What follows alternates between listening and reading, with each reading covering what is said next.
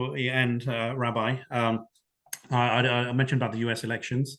And if our dialogue doesn't get the clicks, that's fine because we don't have egos. We don't need to be famous. I hope this particular section does become viral because of the upcoming elections. And I have suggested that Muslims should vote for Trump, American Muslims. Um, Quite a few reasons. I know there are bad things about Trump. There's no question about it. Some really despicable things.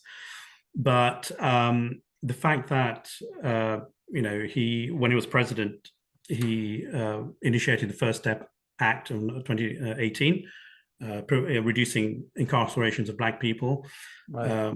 growing the Black economy before COVID, funding Black universities, and also he signed the Uyghur Human Rights Policy Act of 2020, which was passed by the Senate and signed by him, condemning China for the treatment of Uyghur Muslims. And also, he's the one who was bringing stability to the Middle East when he facilitated Bahrain to recognize the state of Israel. He was on the verge of Saudi Arabia, facilitating Saudi Arabia to recognize Israel. There were no new interventions because Muslims had complained a lot before about American intervention in the Middle East. No new interventions, no new declaration of war since 1980.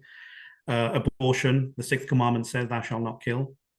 The Quran 1731 says, "Do not kill children for fear of poverty." Abortion, we have been in the background when it comes to abortion, which is very unfortunate because Islam, Judaism, Christianity were all pro-life religions.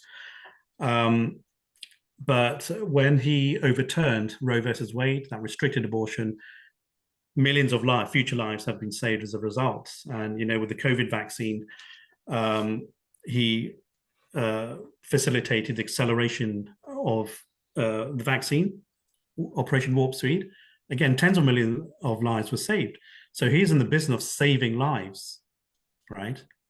I don't know what your politics are, Rabbi, but if people want to vote purely on the Gaza issue, which is why Jill Stein is asking Muslims to vote for her, well, I'll consider this point here. If Gaza is the main issue, who can actually bring peace? Who can influence Prime Minister Netanyahu?